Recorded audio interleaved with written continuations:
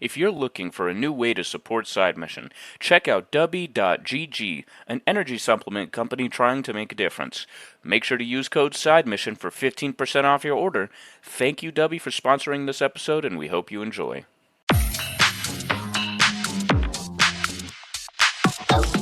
Welcome into the newest episode of Side Mission. I, like always, am your host, Rusty Ellis, joined by the boys, Kyle Lynch, Matt Beck. And today, after what probably, if you're keeping up with these episodes and you're really looking forward to these Twisted Metal episodes, forgive me. It's a busy time of the year. I fall behind at editing, and that's why this episode is coming out like a month after our last one. So today we are talking about I'm so serious, fellas. If we get through all these episodes by Christmas, I'm looking at that as like the biggest W of the year. Facts. I don't know if that'll happen, but we will see. It might not happen. There's no promises whatsoever, but that's the goal right now. But anyways, today we're talking about episode 7. Kyle, you had hyped this episode up a lot, and I will say it was significantly better than episode 6. If you remember back when we talked about that episode, my biggest issue, I think all three of us, we're all we all agreed on this, was that it felt a little bit too much like a filler episode, and it just felt kind of unnecessary. You almost could have just skipped straight to this part, or straight to this episode from 5, and instead they kind of just had a 30-minute episode that the whole point was just to see John Doe and Quiet smash in a ball pit. But that's the nice way, because I caught Matt off guard last time with how I brazenly said I remember that shit. that shit was pretty funny how I said it. I'm not gonna lie, but that felt like the only reason like they had that episode. This one, it feels like they're back on track, and I actually liked this episode quite a bit. Now, one thing with all these shows, especially ones that Kyle recommends me, I always have to figure out. There's this little game I play with each of these shows, and it's how far into the season do I get before I realize I cannot watch this show with my parents? And I'm pleased to report that we got all the way to episode 7 before I hit that point. So, Kyle, it's like the best that you've ever done with any of these shows, because with the boys, it was like 20 minutes. Oh, yeah, no kidding. With the boys, it was like 20 minutes in. I was like, okay, I cannot watch this with my parents. Thank God this show, we got 7 episodes in. This episode's a little bit more crude. Little bit more heavy on the sexual humor, but I will say, for how I feel like how low the humor could have gone, Kyle, for how like low hanging fruit it could have been. I feel like the writing, they actually did a good job of handling it. That doesn't feel like too juvenile, and I think that that's a good thing. I think that it definitely is juvenile to an extent, but with humor like this, especially with the video that I sent y'all earlier of the interaction between Bloody Mary and the dude at the gas pump, I feel like it would be very easy for that to be too juvenile, but I feel like the way they wrote it, Kyle, and I have to give them credit, I feel like they've done a good job of handling the humor in this show so far. Yeah, I will say that the only thing that really, I thought was a bit much was like, and like I get it at the beginning, the part where they're showing Sweet Tooth's backstory, the part with him and the dog. That was a little graphic. Like, thank God they didn't show the body, but dude, yeah. I was like, we didn't need to go that far. Like, I get it. I think that they did that for shock value, but dude, that's like, this episode got brutal. It got gritty. I thought this was probably the greatest episode featuring Sweet Tooth, because there's so much to unpack here. And John Doe and Quiet's, plot as well, I thought was very, very interesting. There were definitely a lot of crude moments, though. Like you said, that part with Bloody Mary and the guy at the gas pump, and then, pretty much the whole bar scene. Like, I think this is probably the raunchiest episode of the whole season. Like, this was where they were like, all right, no holds barred. We're going all in. And I'm not going to lie, I really liked the episode. I thought that there was a lot of good, I don't know how to it did a very good job of moving the plot forward while also giving us more, background on characters like Sweet Tooth. But the I end, agree. the end of it, I think, was where that ends up. I really like because it sets up these last few episodes, which are incredible compared to how the first, three episodes were very slow. Yeah, I kind of feel the same. I feel like again at some point the show hit its stride. I think it was around episode 3 and 4, when I feel like the show really hit its stride. Episode 5 was really good. Episode 6 kind of derailed it a little bit, just because, and I feel that way more so now after this episode, because I really feel like there's no reason you could have just gone straight to episode 7 from episode 5. Like 6, I feel like doesn't really hold that much weight. And this reminds me of the episode with, I can't remember that faction's name because, again, forgive me, it's been so long since I've watched some of these episodes. The faction in the semis, Oh, the the group convoy. that's in the convoy. Yes, it reminded me of that episode where you see like it's its own contained story, and you feel like you can almost consider it filler, but there is a fair amount of main plot advancement going on, and I like that they're able to do both at the same time. Tell a good contained story in that episode where you're just learning about this group, you're learning about this faction, this place, this group of people, and at the same time there's events going on and there's dialogue that includes the overarching plot, which ultimately the goal is for John Doe and Quiet to finish this delivery and get their place in New San Francisco. So I agree with you that I think this episode in particular does a really good job of balancing that, and I was really impressed by that. Talking more about Sweet Tooth as well, I think that the scene with the dog in the very beginning, that's like the first time that I think that's probably the first time that I've sat there and gone, I don't really know how necessary that was, and it felt a little gratuitous. Um, Yeah. Yeah. and that's not necessarily to kill the show or to kill the episode because of one scene. But I even texted y'all when I watched it, and I was just like, well, I don't really know. Like, I know, like, it's like you said, Kyle, it's done for shock value, but I kind of sat there going, like, was there really a need to show Sweet Tooth as a child killing a dog? Now, obviously, again, we don't see the body. We just see the blood spurting up into, Sweet Tooth's face. But it just, to me, it felt wholly unnecessary. And again, not going to get on a soapbox for the entire episode. It was just one of those that I wasn't exactly a huge fan. Now, in the beginning, and Matt, I wanted to hear your thoughts on this. What I am a huge fan of in that start was showing how Sweet Tooth's mom and stepdad essentially showing a lot of their mental abuse towards him, showing a lot of how they manipulated him, and they saw him as more of as a cash cow, as a child actor, than really as a son. And I think that's a really interesting concept and goes a long way in kind of explaining why Sweet Tooth is the way he is. And Matt, it further explains some of the events we see with Sweet Tooth and Stu later in the episode. Yeah, I actually really thought that this was a strong episode for Sweet Tooth, and not just because of them covering his past, which I do completely agree with. The dog was unnecessary. I think that they could have done that completely without that. Like, that probably would have been okay if it was just another person and he just straight up murdered him instead of killing a dog. But yeah, so in this episode, we basically get with Sweet Tooth and Stu arriving at, was it Blackgate? Basically, this is where Sweet Tooth spent almost all of his time after the murder with the dog. Obviously, he's not fit to be in society. So Yeah. what this episode had something I was not quite expecting, with them getting there, and then basically they do get what is it?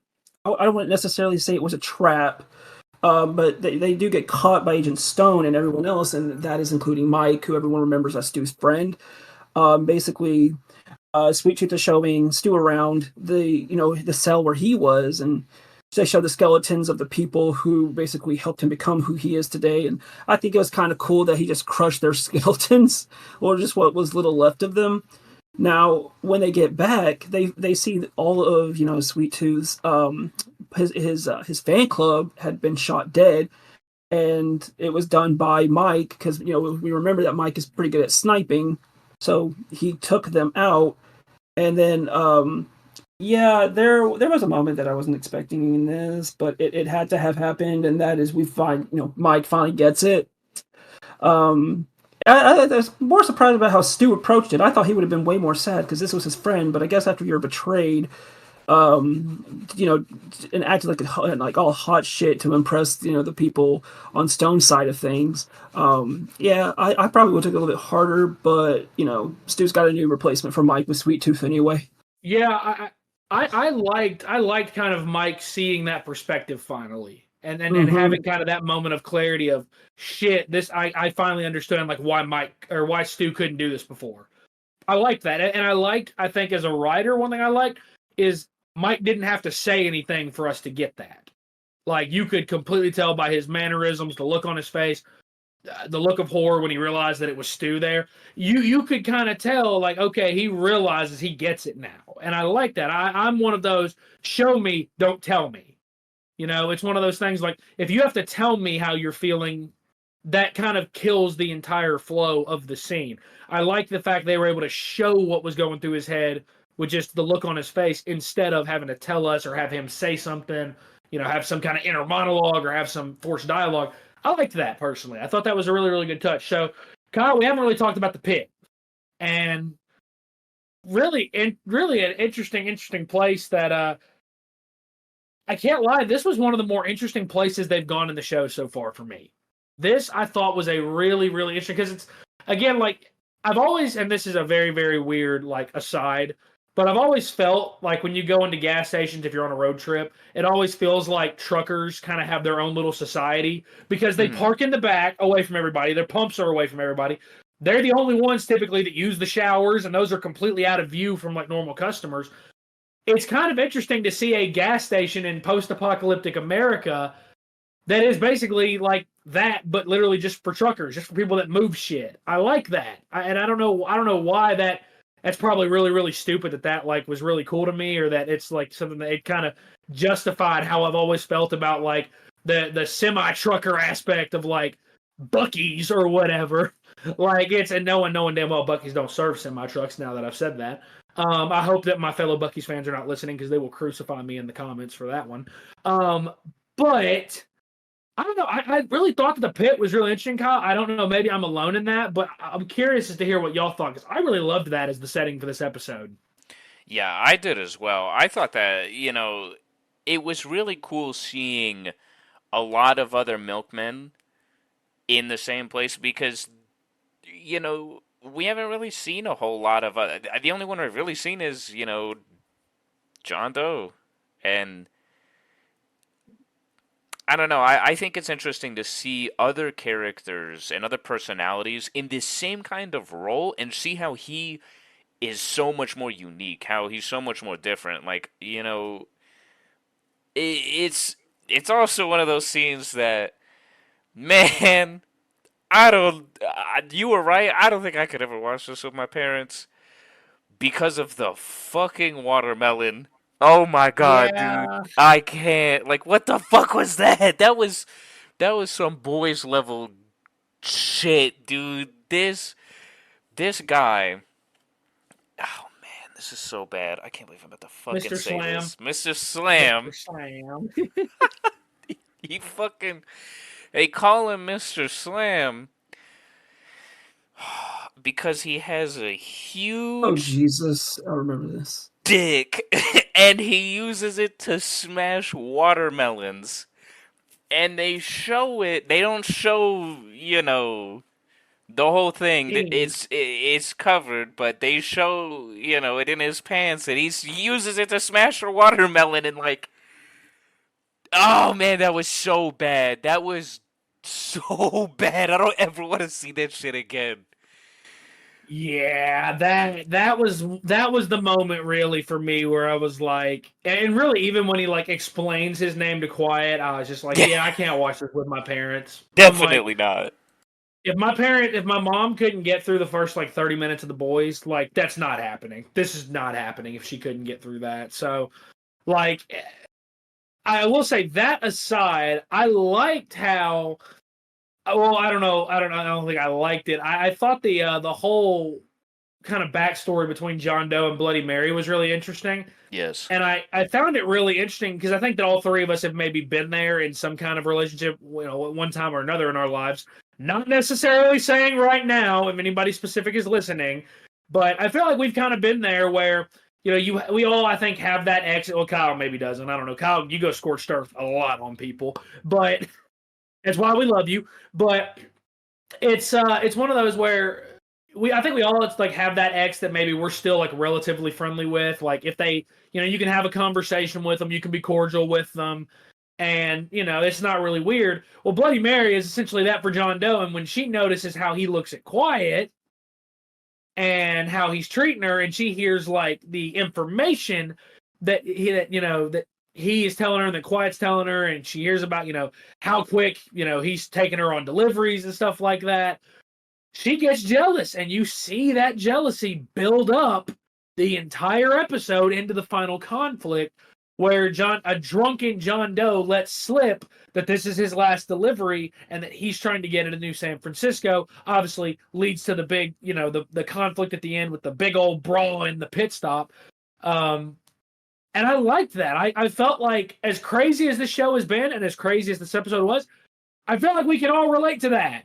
Having an ex that you're friendly with, or you being that ex that, your ex can be friendly with, and you see them with someone else and you get a little bit of red in your eyes. You start seeing a little bit of red. You start getting a little jealous. That's relatable, I think. And I that may sound crazy that I like that, but I like that a show as batshit crazy as this one has found ways to actually be semi-realistic. I didn't feel like at the start of it that would be possible. Now, again, I'll let you two tell me if I'm being just crazy with that. Maybe I am. But I don't know, Matt. I liked that. I don't know if maybe you feel the same. But I just like how this show finds the weirdest moments to be realistic.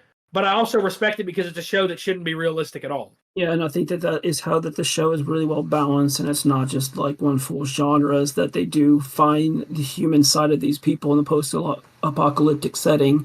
And I mean, obviously, Mary and John Doe have a history. So clearly, of course, she's going to be jealous. And then, you end up finding out it's all because of, they ended things when Mary wanted to go on ride-alongs with John, and he, always denied her of that. But I guess when you see that sort of thing with another girl, clearly, obviously, you're going to get jealous, especially finding out how quickly, she went on deliveries with him. It's like you said, and I'm really glad you touched upon that, is we're all human. Of course, we get jealous.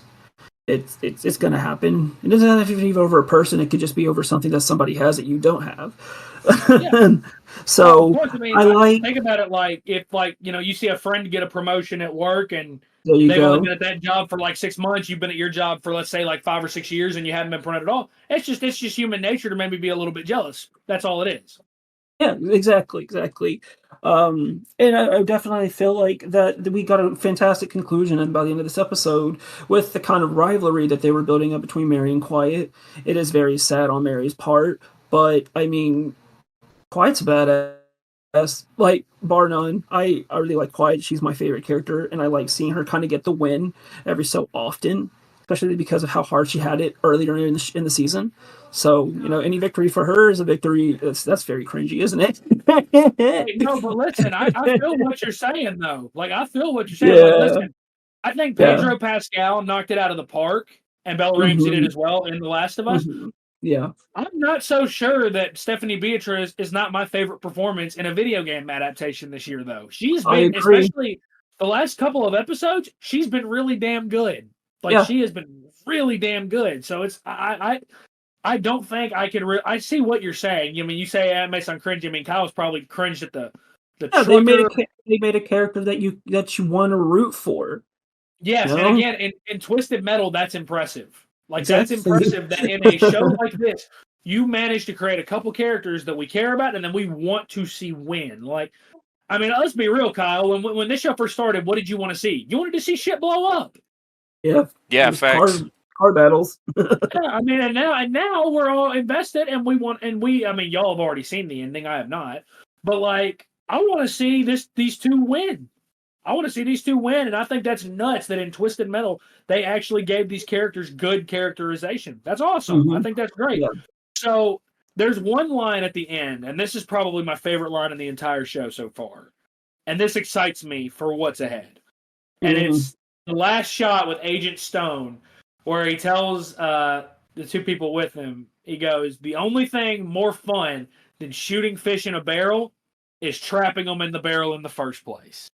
And that is one of my favorite lines in the whole show. That's one of those where I was like, y'all know the meme of the guy looking at his AirPod and it's like smoking? Like, that's the bar that's coming through the AirPod right there. The writers were cooking when they wrote that one up. They were fucking cooking when they wrote that shit. I was like, what?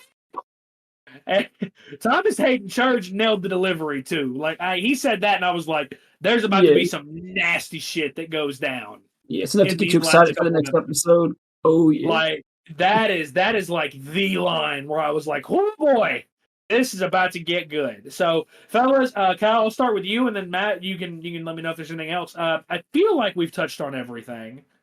Is there anything that you feel we've missed in this episode? Honestly, not really. The whole, bar fight scene was really well choreographed, I want to say. I thought that there was a lot of cool parts to that.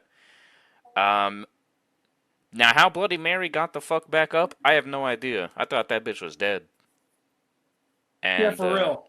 Man, that was wild. But that whole scene, the whole bar fight scene, I thought was really cool because it was a lot of action all at once, a bunch of shit going down, and man, that part was pretty cool. I mean, there's not really a whole lot to say about that, but yeah, that was about it. That's all I really got.